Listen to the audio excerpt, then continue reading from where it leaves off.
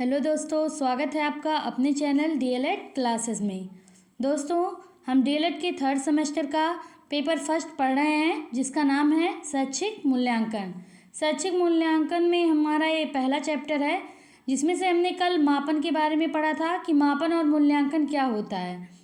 मापन और मूल्यांकन के बारे में हमने पढ़ा था और उसमें मापन के अर्थ को पढ़ा था कि मापन का अर्थ क्या होता है। जब किसी चीज़ को हम मापते हैं और उसका प्रत्यक्ष परिणाम मिल जाता है तो उसी को हम मापन कहते हैं।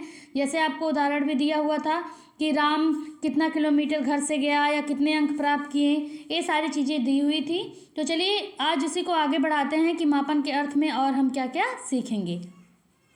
तो देखिए यहाँ पे दिया हुआ है, दूसरे शब्दों में पहला शब्द क्या था कि मापन जो होता है हम प्रत्यक्ष रूप से क्या करते हैं, उसके परिणाम पाते हैं। जैसे ऊपर देखिए दिया है, निहारिका ने गणित में 90% अंक हैं आदि। ये सारे शब्द मतलब उसके अंक के थ्रू बताएगा कि निहारिका के इतने नंबर हैं, तो वहाँ पे क्या कहलाता है, मापन कहलाता है।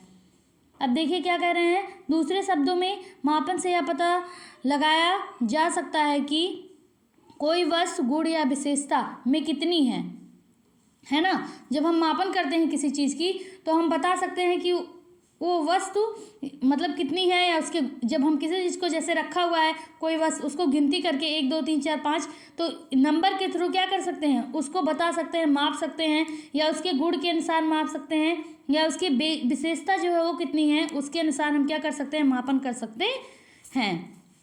चलिए आगे देखिए दिया हुआ है कि इस प्रकार मापन में अंक प्रदान किए जाते हैं। मतलब मापन का अर्थ होता क्या है कि हम अंक प्रदान करें, वही मापन का मतलब होता है। तथा किसी गुण या विशेषता के प्रतीक निर्धारित किए जाते हैं जिससे परिणाम का सही ज्ञान हो सके। परीक्षक छात्रों की उत्तर पुस्तिकाओं की जांच करके अपना निर्णय अंकों के रूप में देते हैं। यहाँ पर परीक्षण द्वारा छात्रों को दिए गए अंक बालक की उपलब्धि का प्रतीक है ना। जैसे जब पेपर लिया जाता है तो क्या किया जाता है, उसमें बच्चों को अंक दिया जाता है कि हाँ इन्होंने जितना लिखा है उसी के अकॉर्डिंग हम क्या कर देते हैं, नंबर दे देते हैं, जैसा जो बच्चा रहता है। इससे हमको क्या पता चलता है कि जो बालक है उसकी उपलब्धि कितनी है, मतलब वो कितना सीख पा रहा है। तो मापन इसीलिए क्या है, बहुत ज़रूरी है, क्योंकि हम क्या कर सकते हैं, बच्चों के बारे में या कितना सीखता है उसके बारे में हम जान सकते हैं। आगे चलिए पढ़ते हैं। अतः मापन वह प्रक्रिया है जिसके द्वारा विभिन्न योग्यताओं तथा गुणों को परिणाम के रूप में बताया जाता है, परंतु इतना ही पर्याप्त नहीं रहता है। अध्यापक को यह भी ध्यान रखना चाहिए कि मापन द्वारा प्राप्त अंकों का स्तर क्या है, अर्थात छात्रों के प्राप्तांक कितने अच्छे हैं, इसका निर्धारण करना मूल्यांकन के अंतर्गत आता है। ठीक है, क्या कह रहा है कि माप तो लेते ही हम कि कितना नंबर दे रहे हैं, परंतु इतना ही पर्याप्त नहीं है। अध्यापक को यह भी जान लेना चाहिए कि जो मापन द्वारा जो अंक प्राप्त किए गए हैं किस स्तर पे हैं और छात्रों को कितने अच्छे हैं, मतलब जब वो प्राप्तांक प्राप्त किया है वो अच्छे हैं, कितने अच्छे हैं, ये सारी चीज़ों को हम देखेंगे और इसी का निर्धारण करना क्या कहलाता है, मूल्यांकन के अंतर्गत आता है। चलिए आगे देखते हैं, मापन के प्रतीक से तात्पर्य। इसमें दिया हुआ है कि किसी योग्यता का मापन जिस प्रतीक द्वारा व्यक्त किया जाता है उसे मापन प्रतीक कहते हैं। जैसे हम लंबाई को किससे नापते हैं, इंच से या सेंटीमीटर व मीटर से, तथा वजन को किसमें नापते हैं, ग्राम या किलोग्राम में व्यक्त करते हैं। तो यही मापन के क्या कहलाते हैं, प्रतीक कहलाते हैं। मापन का प्रतीक होता क्या है कि जब हम किसी योग्यता का मापन जिस प्रतीक द्वारा व्यक्त करते हैं, मान लीजिए हम किसी चीज़ को नाप रहे हैं, जैसे हम लंबाई को नाप रहे हैं तो किससे नापेंगे, या तो इंच से नापते हैं, या तो सेंटीमीटर से, या तो मीटर से। तो यही जो आपका इंच, सेंटीमीटर या मीटर है, यही क्या कहलाता है, मापन प्रतीक कहलाता है। अर्थात जिस वस्तु के द्वारा हम किसी चीज़ को नापते हैं उसको हम क्या कहते हैं, मापन प्रतीक कहते हैं। आगे चलिए, इसी में दिया हुआ है, इस प्रकार उपरोक्त अध्ययन से निष्कर्ष निकलता है कि मापन मूल्यांकन का ही भाग है, अर्थात मूल्यांकन में ही मापन निहित होता है। मतलब मूल्यांकन और जो मापन है एक दूसरे से क्या करते हैं, जुड़े हुए होते हैं। आगे देखिए, बैसले ने क्या कहा है कि मापन मूल्यांकन का वह भाग है जो प्रतिशत, मात्रा, अंकों माध्यांक तथा मध्यमान द्वारा प्रदर्शित किया जाता है। मतलब मापन, इन्होंने क्या कहा बैचलर ने, कि जो मापन होता है वो मूल्यांकन का ही भाग है, लेकिन हम मापन को प्रतिशत, मात्रा, अंकों, माध्यांक और मध्यमान द्वारा प्रदर्शित करते हैं। यही क्या होता है, मापन और मूल्यांकन होता है। अगले जो हमारे हैं उन्होंने कहा है, रेमर्स एंड गेज ने और अधिक स्पष्ट करते हुए कहा है कि मापन में यह पता चलता है कि कोई वस्तु कितनी है। देखिए, जब हम किसी वस्तु को नापते हैं या गिनते हैं तभी तो हमको पता चलता है। जैसे आपको तौलने वाला चीज़ करना हो या नापना हो, लंबाई नापनी है, तो हमको पता चलता है ना कि इतने लंबे हैं या इतने छोटे हैं या इतनी बड़ी है, इतनी छोटी है, इतना किलोग्राम है, इतना ग्राम है। तो जब हम मापते हैं उसी से हमको वस्तु के बारे में पता चलता है कि ये वस्तु कितना है, जबकि मूल्यांकन यह बताता है कि वस्तु कितनी अच्छी है। ठीक है, तो ये दो चीज़ें हैं। मापन क्या करता है, उसके प्रत्यक्ष परिणाम को, यानी जो नंबर होता है उसको बताता है मापन, और मूल्यांकन क्या बताता है कि जैसे अभी 100 नंबर में है तो कोई बच्चा उसमें 80 नंबर लाता है, कोई आप 90 नंबर लाता है, तो इसे नंबर क्या कहलाता है, मापन कहलाता है। लेकिन हम क्या देख रहे हैं, इसमें मूल्यांकन कर रहे हैं कि 90 वाला बच्चा अधिक सीख गया है और जो 80 वाला बच्चा है उसमें अभी कुछ कमियां बाकी हैं। तो इस तरीके से हम क्या करते हैं, मूल्यांकन करते हैं कि क्या चीज़ उसमें सीखा है, क्या चीज़ नहीं सीखा है। तो यही हमारा मापन और मूल्यांकन है। इसके लिए वेस्ले और रेमर्स तथा गेज ने अपने 2 परिभाषाएं दी हैं। चलिए और देखते हैं मापन की परिभाषाओं को। जैसे यहाँ पे देखिए दिया है मापन की परिभाषा। सबसे पहले किसने दिया है, ब्रैडफील्ड तथा मॉरडॉक ने।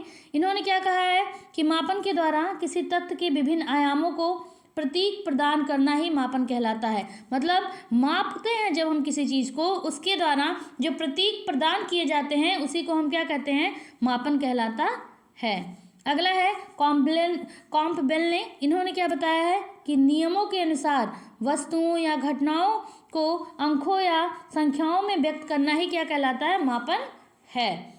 कॉम्पबेल ने क्या कहा कि अगर किसी नियम के अनुसार, इनके नियम के अनुसार, कॉम्पबेल के नियम के अनुसार, अगर हम किसी वस्तु को या घटनाओं को, कोई वस्तु है या कोई घटना हो रही है, तो उसको हम अंक या संख्या के माध्यम से अगर हम व्यक्त करते हैं, यानी लिखते हैं, बताते हैं, तो उसी को हम क्या कहते हैं, मापन कहते हैं। अगले हैं हमारे, इनका नाम है कर्लिंगर। कर्लिंगर ने क्या कहा है, मापन नियमानुसार वस्तुओं या घटनाओं को संख्या प्रदान करना है। मतलब मापन क्या होता है, नियम के अनुसार वस्तुओं या घटनाओं को संख्या प्रदान करना ही क्या कहलाता है, मापन कहलाता है। ये किसने कहा है, कर्लिंगर ने। तो ये परिभाषाएं आप लोग याद करते जाइएगा। चलिए आगे कुछ और परिभाषाओं को देखते हैं। जैसे स्टीवेंस ने बताया है, स्टीवेंस ने क्या कहा है कि किन्हीं निश्चित स्वीकृति नियमों के अनुसार पदार्थों को अंक या संख्या प्रदान करने की प्रक्रिया मापन कहलाती है। मतलब क्या है कि अगर कोई निश्चित स्वीकृति या नियम के अनुसार कोई एक निश्चित नियम हो, जैसे आपका मीटर, सेंटीमीटर, ये सब निश्चित होते हैं ना, इससे द्वारा हम नापेंगे तो वो उतना ही बताएगा जितना वस्तु की लंबाई रहेगी। तो उसके अनुसार हम क्या करते हैं, यदि किसी पदार्थ को हम अंक या संख्या प्रदान करें तो वही क्या कहलाता है, मापन कहलाता है। किसके अनुसार, स्टीवेंस के अनुसार। अगले 5वें हमारे रास ने क्या बताया है कि मापन एक परिमाणीकरण की प्रक्रिया है। मतलब मापन क्या करता है, एक परिणाम को बताता है ना। रास ने कहा कि मापन एक परिमाणीकरण की प्रक्रिया है, यानी ये क्या बताता है, एक परिणाम को बताता है, वही क्या होता है, मापन कहलाता है। अगले हैं हमारे 6वें, जेपी गिलफोर्ड। इन्होंने क्या कहा, गिलफोर्ड ने बताया है कि निश्चित नियमों के अनुसार वस्तुओं या घटनाओं को अंक प्रदान करना ही क्या है, मापन है। तो ये सारी जो परिभाषाएं हैं वो सब आप याद कीजिएगा, क्योंकि परिभाषाएं जो होती हैं वो पूछी जाती हैं, और स्टेट या सीटेट का जब आप पेपर देंगे उसमें भी ये परिभाषाएं आती हैं। तो इसके लिए आप सारी परिभाषाओं को याद कर लीजिएगा। परिभाषाएं बहुत ही इंपॉर्टेंट होती हैं कि किसके अनुसार किसने क्या कहा। आगे चलिए इसको पढ़ते हैं। उपरोक्त परीक्षाओं की समीक्षा के बाद कहा जा सकता है कि मापन वह प्रक्रिया है जिसके द्वारा किसी वस्तु, प्राणी अथवा क्रिया की किसी विशेषता को निश्चित मापदंडों के आधार पर देखा, परखा, मापा जाता है और उनके मानक शब्दों, चिन्हों अथवा निश्चित इकाई अंकों में प्रकट किया जाता है। मतलब क्या कह रहे हैं कि मापन वह प्रक्रिया है जिसके द्वारा हम क्या करते हैं, ऊपर जो परिभाषाएं आप लोगों ने पढ़ी उसमें क्या बताया गया कि जब हम किसी वस्तु को या किसी पदार्थ को जब हम मापते हैं और माप के उसको क्या करते हैं, अंक प्रदान करते हैं या संख्या प्रदान करते हैं, वही हमारा क्या कहलाता है, मापन कहलाता है। उसी परिभाषाओं की समीक्षा के बाद कहा जा रहा है कि मापन वह प्रक्रिया है जिसके द्वारा किसी वस्तु, प्राणी अथवा क्रिया की विशेषता को निश्चित मापदंड के आधार पर देखना, परखना या मापना क्या कहलाता है, उनके मानक शब्दों, चिन्हों और निश्चित अंकों को प्रकट करना ही क्या कहलाता है, मापन कहलाता है। मतलब अगर कोई वस्तु है उसको हम नाप रहे हैं या फिर वजन कर रहे हैं, कुछ भी देख रहे हैं, परख रहे हैं, तो और एक चिन्ह के द्वारा, एक शब्द के द्वारा, एक निश्चित अंक के द्वारा जब हम उसे वो बता रहे हैं तो वही क्या होता है, मापन कहलाता है। तो ये मापन की परिभाषाएं थी। आगे चलिए देखते हैं मापन के तत्व क्या क्या होते हैं। तो मापन के तत्व तथा अंग में दिया हुआ है कि मापन के मुख्य 3 अंग और तत्व हैं। कौन कौन से हैं? पहला दिया हुआ मापन के, कभी भी पूछे कि मापन के कितने तत्व अंग होते हैं, तो मापन के मुख्य कितने, 3 तत्व अथवा अंग हैं। कौन कौन सा? पहला है वह वस्तु, प्राणी अथवा क्रिया जिसकी किसी विशेषता का मापन होना है। मतलब कोई वस्तु है या तो कोई प्राणी है या क्रिया है जिसमें कोई विशेषता हो जिसका हम नाप करें, पहला नियम यही बताता है। दूसरा क्या कहता है कि विशेषताओं को मापने की उपकरण एवं विधियां। मतलब अगर व्यक्ति में विशेषता है, किसी वस्तु की विशेषता है, तो उसको जो हम माप रहे हैं तो उसके कौन सा उपकरण का यूज कर रहे हैं और कौन सी विधि का उपयोग कर रहे हैं, दूसरा नियम यही बताता है। अगला है तीसरा कि वह व्यक्ति जो मापन करता है अर्थात मापन करता। जैसे आप ही अपने आप ले लीजिए, जो व्यक्ति क्या कर रहा है, अगर आप अपनी लंबाई किसी की लंबाई नाप रहे हैं तो क्या करेंगे, सबसे पहले उसकी किस विशेषता का मापन करेंगे, उसकी लंबाई का मापन कर रहे हैं ना। उपकरण कौन कौन सा, जैसे दूसरे नियम में बताया कि उपकरण एवं विधियां, तो हम उपकरण कौन सा लेंगे, या तो मीटर लेंगे या तो सेंटीमीटर लेंगे। तो उसके द्वारा हम क्या करेंगे, या इंच लेंगे, तो हम क्या करेंगे, उसको नापेंगे, तो वही हमारा क्या करेगा, उपकरण कहलाएगा। और विधि कौन सा यूज कर रहे हैं।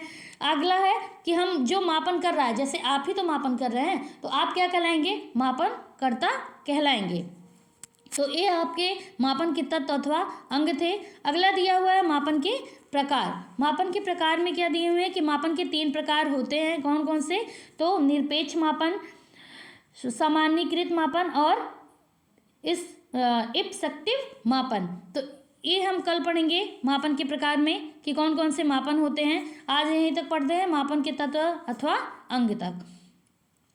आई होप आपको इतना समझ में आया होगा कि मापन क्या होता है और मापन की परिभाषाएं क्या होती हैं, तत्व क्या हैं, अंग क्या हैं। अगर आपको ये समझ में आया है और वीडियो अच्छा लगा है तो वीडियो को लाइक कीजिएगा, चैनल को सब्सक्राइब कीजिएगा, और नए हैं अगर हमारे चैनल पे नए जुड़े हैं तो चैनल को ज़रूर से ज़रूर सब्सक्राइब कीजिएगा।